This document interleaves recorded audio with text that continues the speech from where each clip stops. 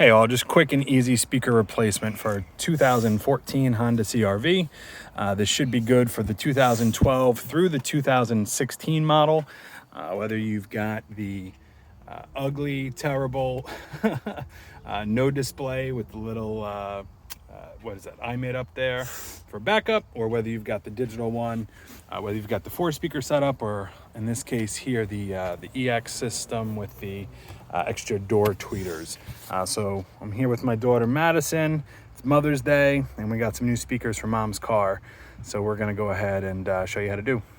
So first thing you want to do is, if you've got this sitting up here on the door, you do need to pull this off in order to get to the door. So you see I already started here, this little pry tool on the top, and then if you come around the edge here and pry, doing this all with one hand, you'll see that you had 2 pins here, 1 and 2. Make sure you got your little metal clip still on the top. You'll see where they went, 1, and the second one kind of hiding on the bottom there, 2. All right, this has got a real easy push clip here, so you're going to push in on the bottom and that pulls right out. So again, that's off now, but just to show everybody in case you are not picking up on it, when this is plugged in, there is, if you look at it from this side here, this little bottom piece here, and that pushes in and then pulls up and out. So that's nice and easy. Cool. And then the next 2 pieces that you're going to go after are in the door here. This is just a little flip cover. So this comes right up, and you'll see under there we've got a standard Phillips head screw. And then behind the door handle itself, you'll see all the way up on the top here, there's a little, let's see if I can focus on that, latch. So you're gonna go in and kind of pull that down and pull it out, okay? Having the right tools is clutch. Doing it with one hand is even more fun. But you'll see, I've already got this whole thing loose. You got 2 screws there. So again, just to show, what we're doing, could use a drill on a nice slow 1 clutch with little resistance, or since we're doing this with my 6, almost 7-year-old, we'll do this together. Can you get the screw out? Perfect. Put that in the back with the other parts. And then we've got 2 on here. I'll go ahead and unscrew them and then come back. All right, so we've got those out and we've got those out. Those are the only screw points that you have. Now there are lots of different people who are gonna, start back here with a pry tool and try to go all the way around. The coolest thing about most cars is this corner. So if you ever follow your hand down here, you'll see this in my other videos too, there's usually a little lip right here, and true to form, there's a little lip.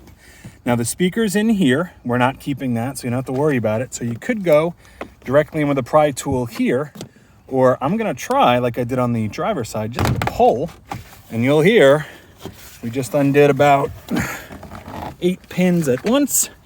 So I've got enough to get my hand under now. I'm gonna just slide around the edge of the door and continue to gently pry.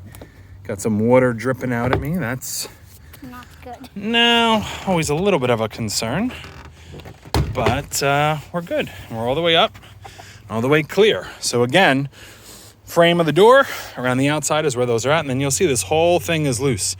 The only thing holding it on now is the hanger up on the top here along the edge. All right, so what I'm gonna do is I'm gonna lift the door up. I'm gonna pass the phone to my daughter, because then this is where we ran into challenge number 1. So again, the whole door here is just gonna come up and back towards you. Now Madison, can you move over and get the back here? So we've got some pressing challenges. Let me see if I can grab this real quick and I can show you. So looking down, we've got the cables for the lock and the handle are right here. And then you'll also see connected, where is it? Right there. The harness coming out of the door that goes to the power windows and the power locks. Now, on the driver's side, there are actually 2 harnesses, since the driver's side has the 4-point window control for the entire car. Both of the driver door and the passenger door, I'm gonna tell you to do the same thing. So again, you gotta kind of brace this up with your knee, but if you come down here to the harness and there's a little pin here, you'll feel on one side of that clip, there's a little piece you can depress, again, right there. Again, looking at it this way, trying to do this in one take. You can pull that right out. So now the only thing that it's hanging on is, again, the cables here. Now you'll see you can pull back a little bit here. You've got two little grooves that these easily pull out of. So we're gonna pull them out of that track. And then what I always like to do is not disconnect any of that, because that's all a pain to put back. But you can hold it? Great. My usual go-to is to kind of flip it sideways. We got the little step stool on the bottom, and that's good enough to hold it while you do your work. All right, so again, we got that leaning, still connected there. Pulled back a little bit of that plastic, and then you'll see a harness sitting right there still, and then the cheesy speaker down here. So effectively, this is held in by the screw here. This seal around the edge is gonna take a little bit of a pry tool to pull off. And then on the bottom, it's got two little plastic pieces that go into the door. Now, when I did this on the driver's side, I couldn't quite figure out how to release them. So I just pulled and broke the little clips, because again, this is going in the garbage. But I'm gonna see if I can't figure out the right way to do it here on the passenger door. All right, so again, we went ahead and pulled the screw out, and now kind of going down along the edge here, using my pry tool to get this nice and loose, okay? So again, coming to the bottom here, not really sure. Oh, there we go. It's a push-up clip, okay? Oh, there's all the water.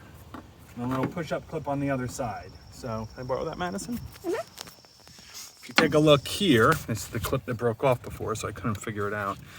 This here is just sitting back in here. So the release move is to push up from the bottom, and it'll push that clip up and it'll pop right out, okay? While I'm down here and holding it tight before I give it back to Madison, you'll see this piece up top here. We don't need that. That's a squeeze together and release.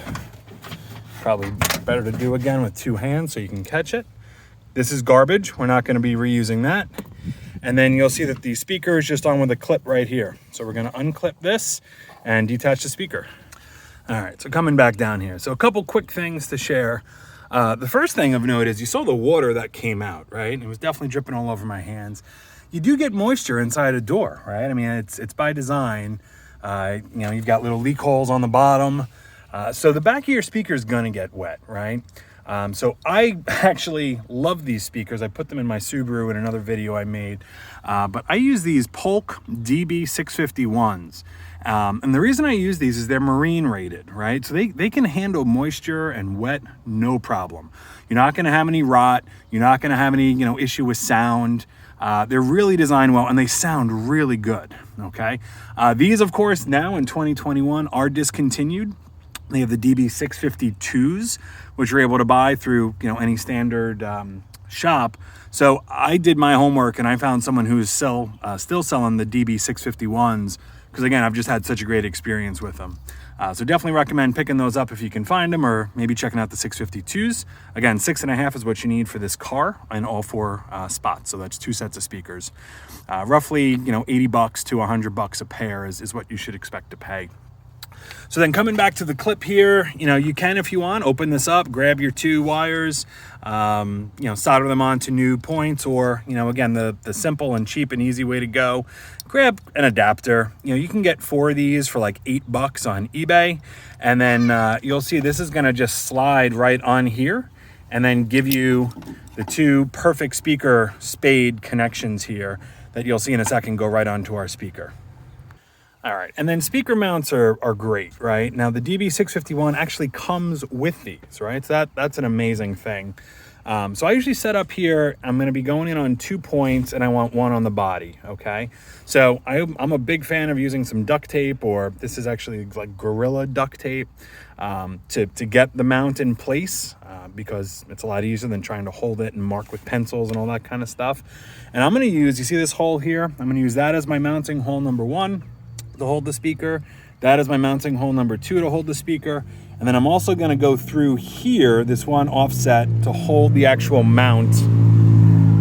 It's a loud car driving by. To hold the actual mount in the door frame, okay? This one here is always the longest mount on it. So if you're trying to orientate it the same way as me, keep that long mount to the bottom left. And then you can actually see, it looks like it's gonna be too big. So I'm actually gonna snap that guy off, all right? I'm gonna drill some holes. I'll be right back with the drill and show you how to do it. So I'm using an 1/8 inch bit here, and you'll see went straight through the plastic, straight through the door right there. That's my first point I said. I'm gonna do the same thing right here, and the same thing through this bigger plastic piece, but down in the bottom here. All right, so back here, and you'll see what I did. Backing up, lined up the screw, went straight through the frame of the speaker, lined up the gasket, which is behind it, and then into the frame and into the door using one of the metal screws that came with it.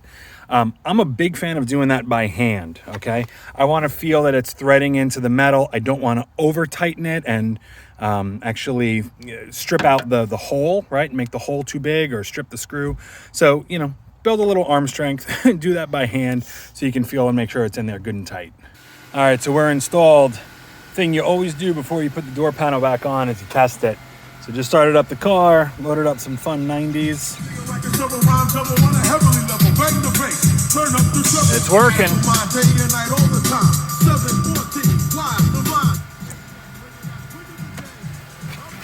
So we're gonna have that there.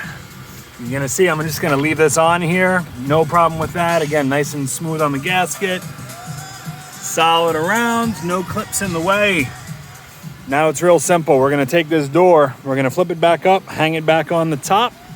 We're gonna plug the harness in. Actually, as we're doing that, we're gonna put the insulation back up. Looks like I actually tore the corner, so we're gonna use some of that same Gorilla Tape just to make sure that's nice and smooth on the door and it's holding up, not floating around. And then we'll come back, I'll show you, and we should be good. So just plug that harness back in, and then just as a reminder, make sure you take your cords here, go into your handle and lock, put them back in the track. You can follow one on top, one on the bottom here. They're gonna clip right back in there and then hang that door. Still rocking out some snap. All right, so door's hanging again.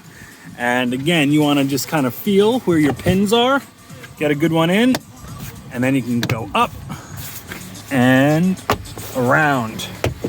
Slow, gentle pushes. 2 hands probably better than pushing up against the hinge on the door. But that's it. You're gonna put your screws back in, put your covers back on, and then you're gonna reconnect your pin here, push your tweeter back in, and you're good to go.